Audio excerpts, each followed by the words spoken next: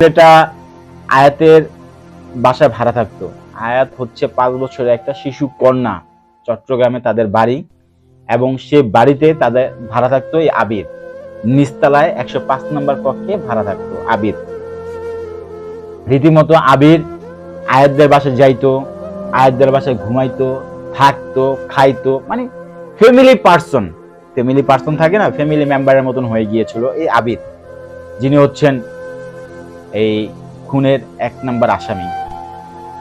তো এক পর্যায়ে একটা সিম রাস্তায় পেয়েছিল এই আবির, প্রায় 5-6 মাস আগে একটা সিম রাস্তায় পাইছে। তো ও আবির হচ্ছে বেশি ক্রাইম পেট্রোল দেখতো, ক্রাইম পেট্রোল পছন্দ।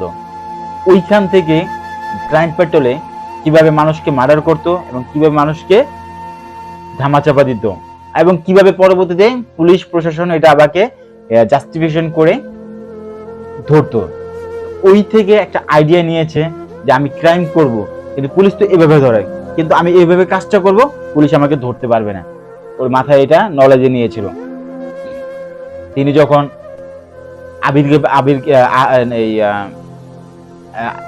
আয়াতদের বাসা যেত, তখন আয়াতের উপর একটা কুনজর পড়ে যে আমি যদি আয়াতকে অপহরণ করি, তাহলে আয়াতের বাবা মা তো অনেক টাকার মালিক, তো তাদের কাছ থেকে হয়তো বা কিছু টাকা আমি নিয়ে ভবিষ্যতের জন্য সেটেল হয়ে যেতে পারবো। তার ধারণা ছিল এরকমই, কিন্তু এটা যে পরবর্তীতে তার ভুল একটা ডিসিশন নিচ্ছে, এটা আবির বুঝতে পারেনি।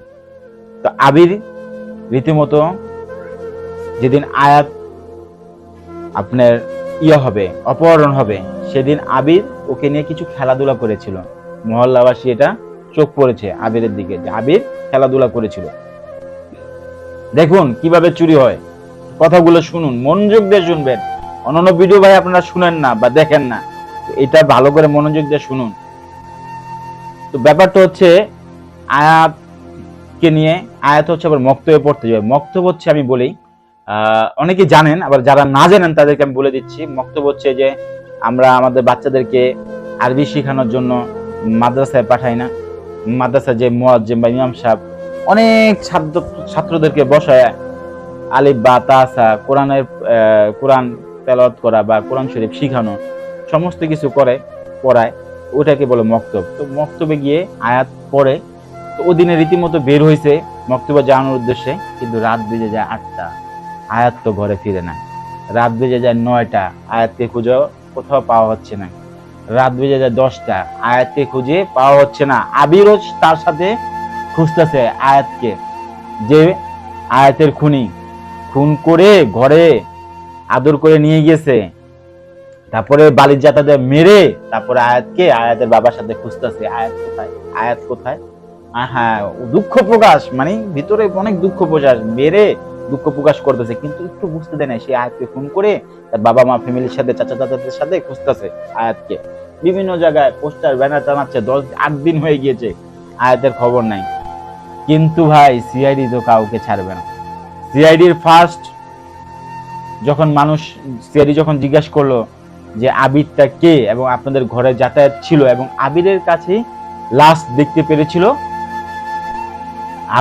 আবিরের কাছে লাশ দেখতে পেরেছিল আয়াতকে, মানে কোলে আদর করতেছিল আয়াতকে, এটা দেখতে পেরেছিল। কিন্তু সিআইডির লুকটা পড়ে আবিরের দিকে, লাস্ট যেহেতু ওর কাছে ছিল, এবং আবিরকে প্রশাসন যখন জিজ্ঞাসাবাদ করতেছিল, তো লাস্ট জিজ্ঞাসাবাদ করার পরে ওকে একদিন পাওয়া যাচ্ছে না, জিজ্ঞাসাবাদ করার জন্য পুলিশ আসে লাস্ট 8 দিনের মাথায়। তো আবিরকে জিজ্ঞাসা করার জন্য ডাকা হয়, কিন্তু আবিরকে ফোন দিয়ে পাওয়া যাচ্ছিল না, ঘরে পাওয়া যাচ্ছিল না। আবিরকে ফোন দিলে বলতেছে ও নানি অসুস্থ, নানিকে দেখার জন্য ও গিয়েছে হচ্ছে নানিদের বাসায়। তখনই চোখ পড়ে যায় সিআইডি টিমের পুরা ফুল টিম, তখন আবিরকে সন্দেহ করে যে খুনি এই আবির। সাথে সাথে আবির অ্যারেস্ট করে নিয়ে আসার পর তাকে জিজ্ঞাসা করার পরে এক মুহূর্তে যখন আবির বুঝতে পারে যে আর কোনো উপায় নেই, ধরা মামা খাইয়েই গেছে, তখন সে বলে যে হ্যাঁ স্যার, আমি এই আয়াতকে 6 টুকরা করেছি, আমি আয়াতকে মেরেছি। ঘর থেকে যারা যে বাসায় থাকে ওই বাসায় ফার্স্টে মারছে, ওইখান থেকে লাশটা সুকৌশলে তার মার বাসায় নিয়ে যায়। ওইখান থেকে লাশটাকে 6 টুকরা করে। রীতিমতো এটার সিআইডি ধরেছে, তার চলাচলতে সিসিটিভি ফুটেজ দেখে একটা পোটলা নিয়ে গেছিল, ওই পোটলার ভিতরে ছিল আয়াতের লাশ।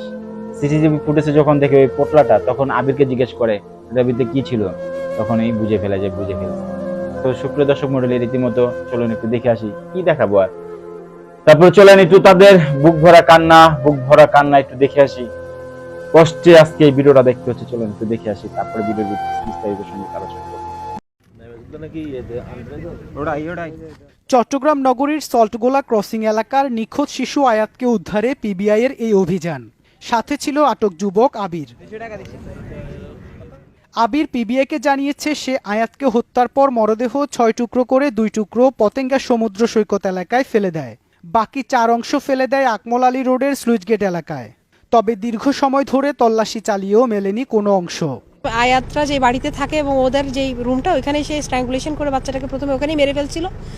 আর আজানের সাথে পার্থক্য বোধহয় আধা ঘন্টা 40 মিনিট হবে, এর মধ্যে সে বাচ্চাটাকে নিয়ে তার মায়ের বাসায় যেখানে থাকে ওখানে গিয়ে রেখে আসছিল সানসেটের উপরে।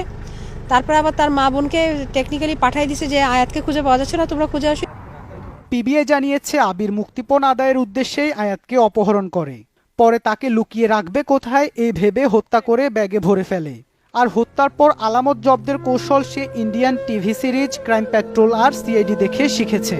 স্কচ টেপ, পলিথিন এবং আপনার যে অ্যান্টি কাটার কিনেছে বডি টুকরা করার জন্য, প্লাস বাসার যে একটা ছোট দাঁড় মতো থাকে, বটি থাকে, ওই বটিটা, তো ওইটা দিয়ে সে ওই বাথরুমের মধ্যে বসে বসে বডিটাকে খণ্ড খণ্ড করেছে। প্লাস হলো সে আপনার পলিথিনের মধ্যে নিয়ে ব্লিডিং যাতে না হয় সেজন্য কস্টেপ দিয়ে ভালোভাবে প্যাঁচায় এটাকে আবার সানসেটের উপরে রেখে দিচ্ছে।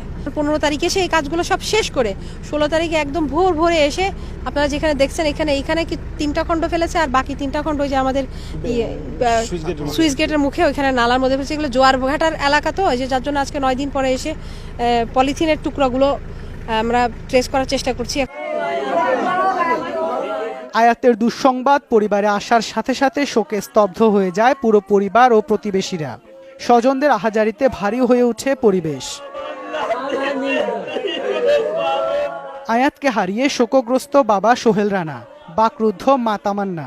তাকে আমরা কখনো সন্দেহ করি নাই, ওকে সন্দেহ করার কোনো কারণ ছিল না। সে আমাদের অনেক প্রয়োজন একটা ভাড়াটিয়া। ও আমার মেয়েকে 3:30 বাজে কোলে নিয়ে আদর করে বলতেছে ভাইয়া ছেড়ে দিছি। ও কোন দিকে গেছে বলতে পারি না। ও আবার মেরে টেরে বস্তা ভরে এখান থেকে নিয়ে গিয়ে ওদের বাসা আর একটা আছে আকমল আলী পকেট গেট, ওইখানে নিয়ে গেছে বস্তা ভরে। ও দিয়ে যাই ও বাসার মাইতে ও রাতে 2ও টুরা করি পালাইও না দিছে রে। আয়াত হত্যায় জড়িত আবিরের বিচারের পাশাপাশি তার পরিবারেরও বিচার দাবি করেন এলাকাবাসী। আমার থেকে লাগতেছে মানে মেয়েকে কোনো দর্শন করছে, দর্শন করার পরে আমার ভাই তো খুব চতুর মানে চালাক, ও মুখ বলে দিবে বিদায় মেয়েকে মনে হত্যা করছে।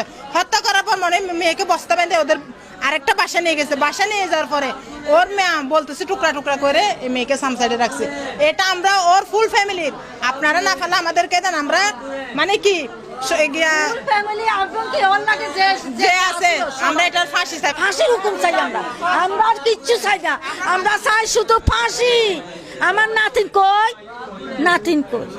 আমরা ওকে ওর লাশ পাবো কিনা সেটাও অনিশ্চিত, আমরা ওকে দেখবো কিনা সেটাও জানি না। ওকে যত টুকরা করছে আমরা ওকে দেখতে পারি জানি না। তবে এরকম ঘটনা যেন আর কারোর সাথে না হয়, তবে আমরা ওদের ফাঁসি চাই। গেল 15 নভেম্বর থেকে নিখোঁজ ছিল 5 বছর বয়সী আয়াত। পরে তার বাবা সোহেল রানা ইপিজেড থানায় সাধারণ ডায়েরি করেন। আয়াত হত্যায় অভিযুক্ত আবির ছিল তাদের ভাড়াটিয়া।